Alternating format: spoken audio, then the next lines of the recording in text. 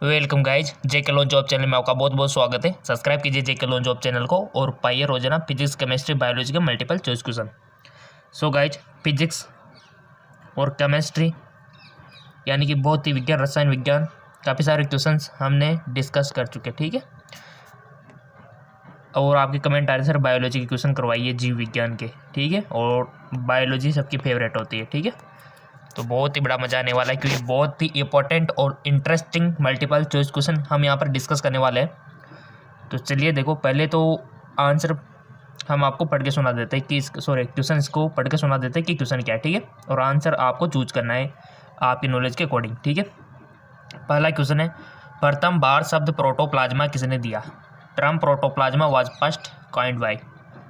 किसने दिया था? पार्टर ने, प्रुकेंज ने, सिंगर ने या फिर रॉबर्ट ब्राउन ने? बहुत अच्छा क्वेश्चन है।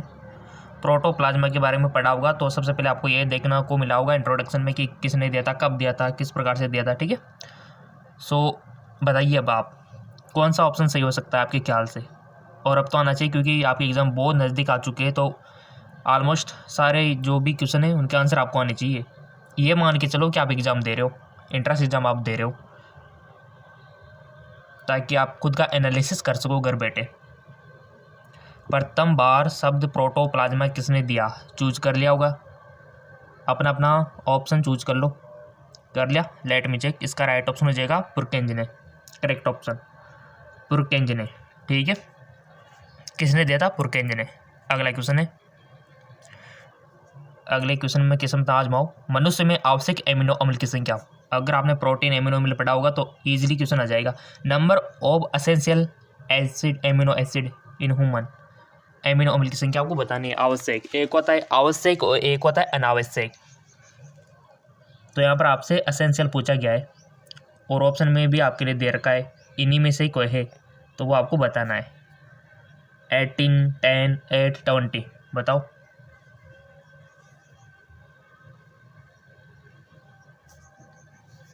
सो गाइज, इसका राइट ऑप्शन हो जाएगा आपका ऑप्शन बी, यानी कि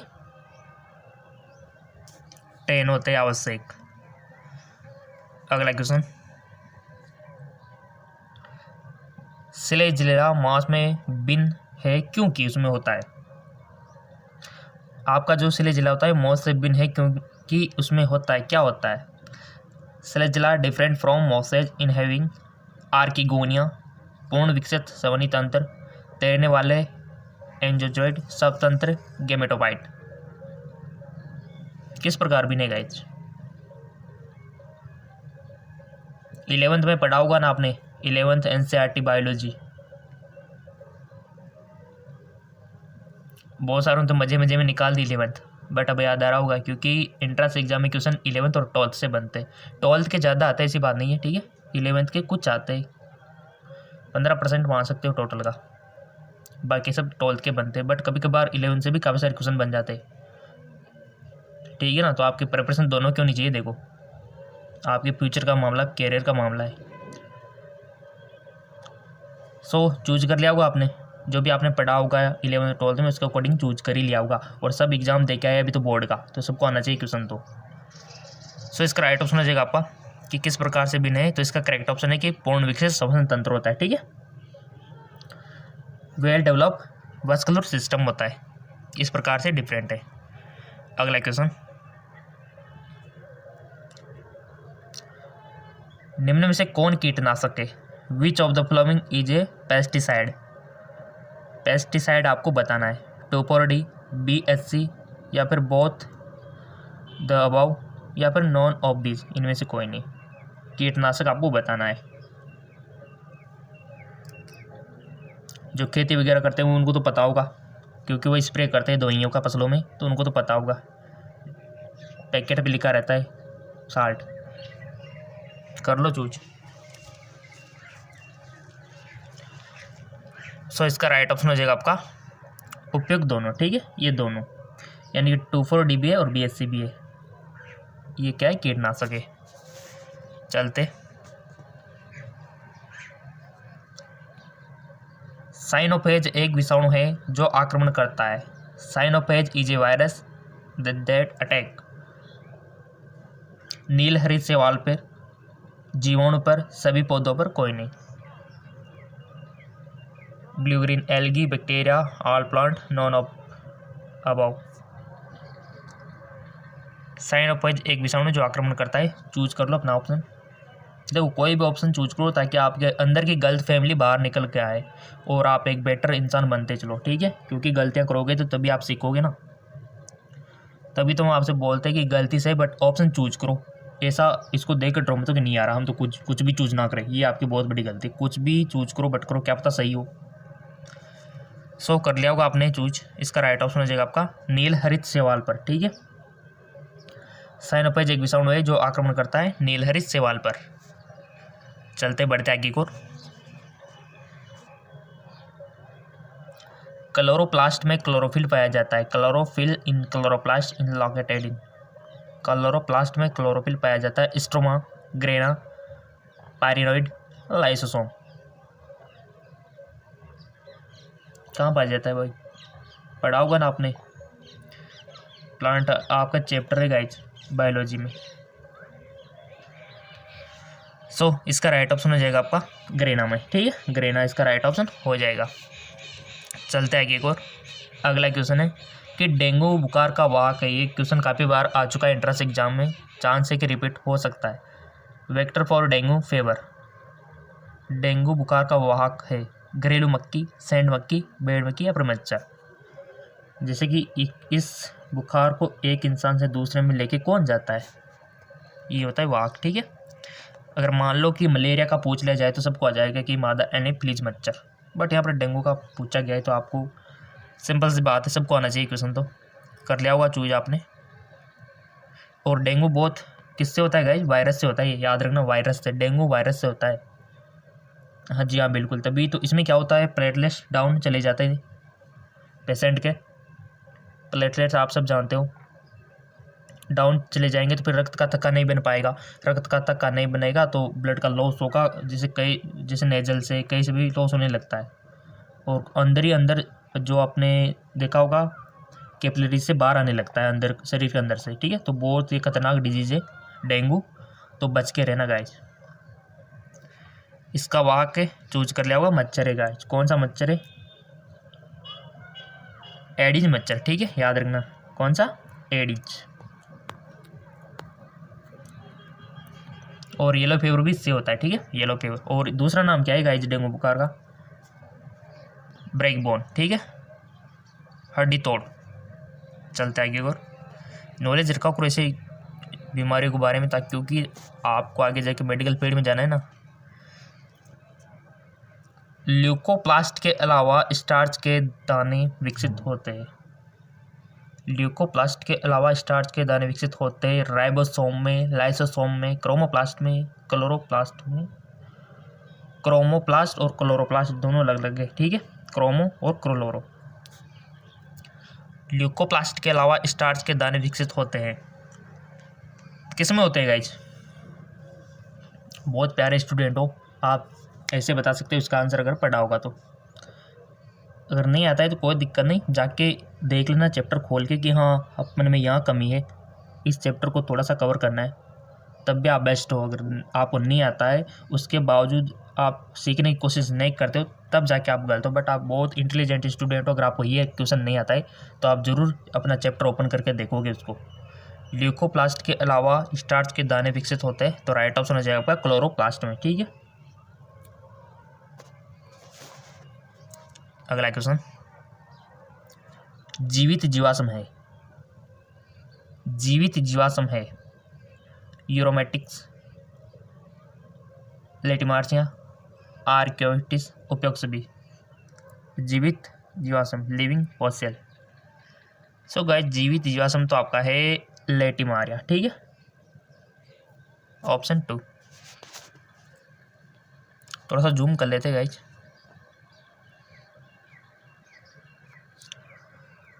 नाखून, खुर एवं सींग उदाहरण है। Nail, hoofs and horn are example of connective tissue यानी कि संयोजक तक के, कार्टिलेज यानी कि कार्टिलेज के, या फिर बोन के, या फिर केराटिन व्युत्पन्न के। नाखून, खुर और सींग किसके उदाहरण है?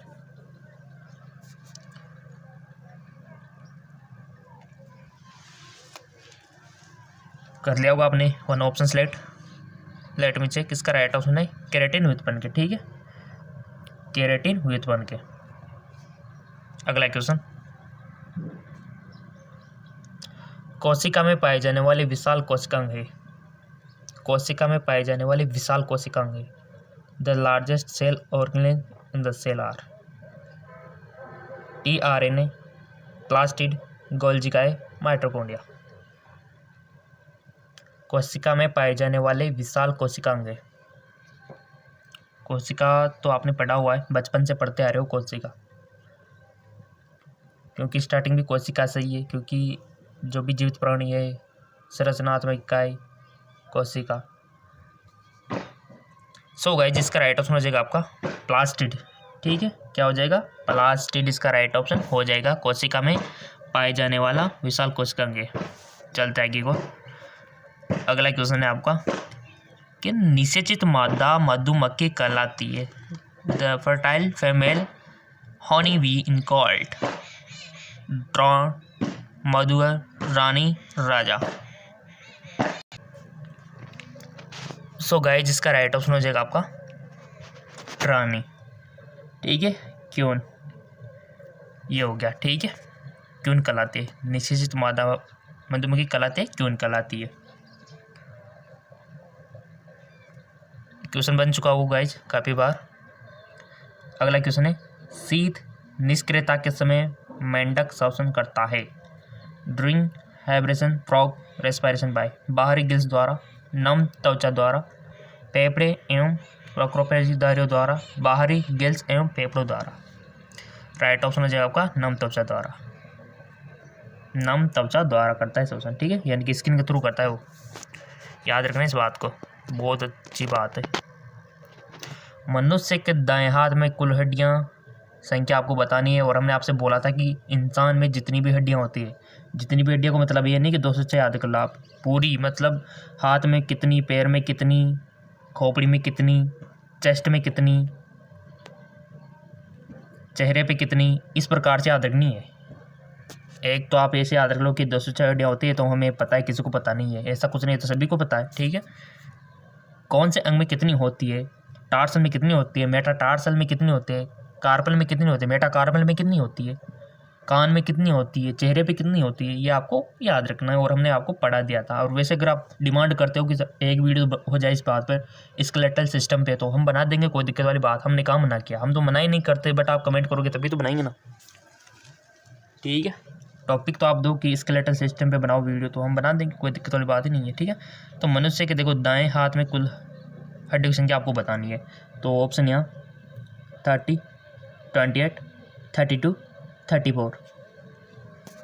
Total number of bone in right arm of human.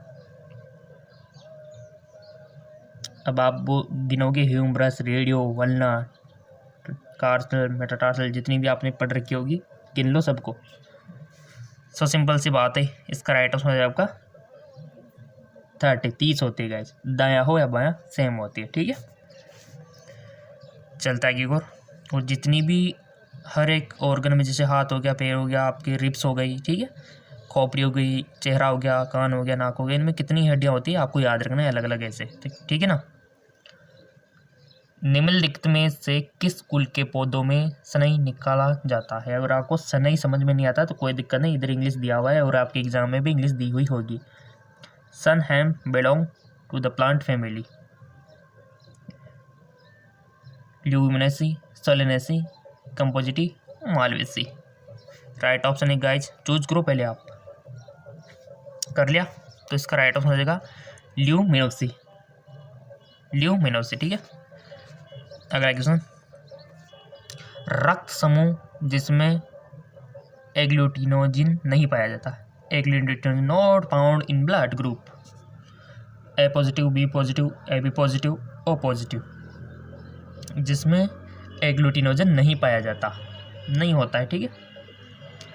एग्लूटिनोजन not found in blood, कौन सा ब्लड ग्रुप है गाइज वो है? सो गाइज वो है आपका ओ पॉजिटिव, याद रखना, ओ पॉजिटिव, जिसमें एग्लूटिनोजन नहीं पाया जाता। अगला क्वेश्चन देखो, बहुत ही अच्छे क्वेश्चन है गाइस, फेवरेट है बायोलॉजी, ठीक है। अनामिका शब्द का प्रयोग किया जाता है। The term innominate is use for एक हड्डी एक सिरा के लिए, एक सिरा एवं एक तंत्रिका के लिए, एक हड्डी एवं एक तंत्रिका के लिए, एक हड्डी एवं एक धमनी के लिए अनामिका शब्द का प्रयोग किया जाता है। चूज कर लिया होगा आपने। इसका राइट ऑप्शन है एक हड्डी एवं एक धमनी के लिए।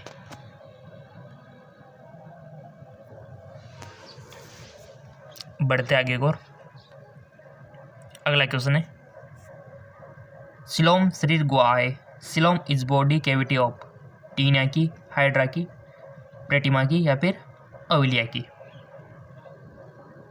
सो इसका राइट ऑप्शन हो जाएगा आपका प्रेटिमा की, ठीक है। किसकी? फ्रेटिमा की। चलते आगे और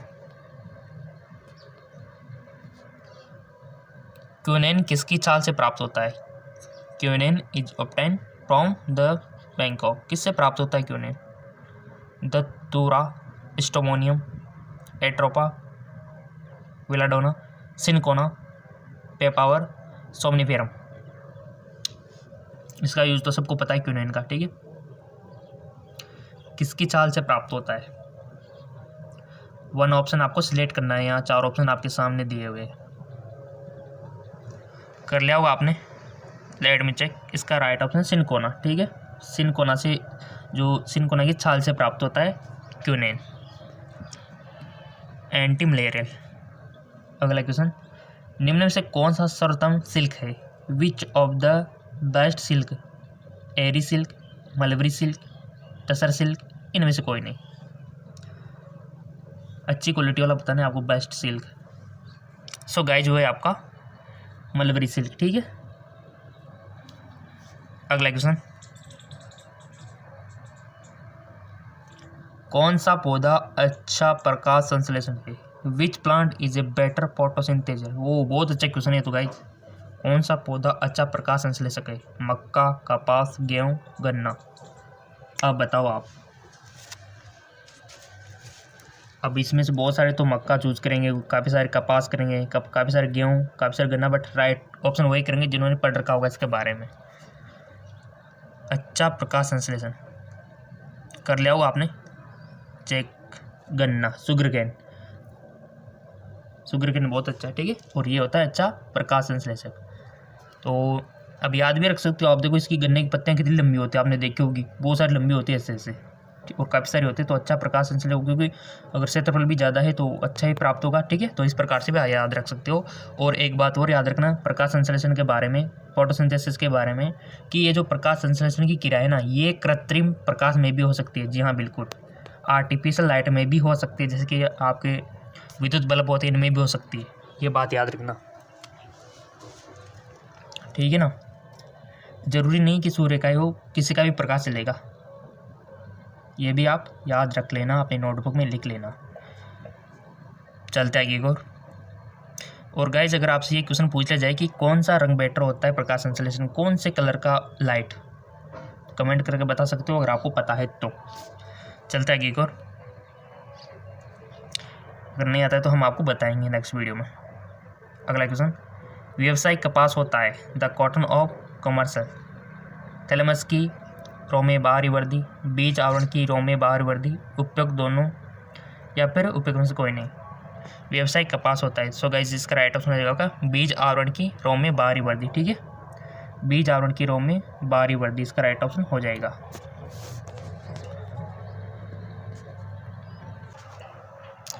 अगला क्वेश्चन है, पादप कोशिका में H2O2 का संश्लेषण एवं विघटन संपन्न होता है। सिंथेसिस डिग्रेडेशन ऑफ H2O2 इस plant cell take place in रितिका में, प्रोक्सिसोम में, स्पोरोसोम में, राइबोसोम में। पादप कोशिका में H2O2 का संश्लेषण एवं विघटन संपन्न होता है। सो गाइस राइट ऑप्शन है प्रोक्सिसोम में। किसमें? प्रोक्सिसोम में। अगला क्वेश्चन, जल प्रदूषक का प्रमुख स्रोत है।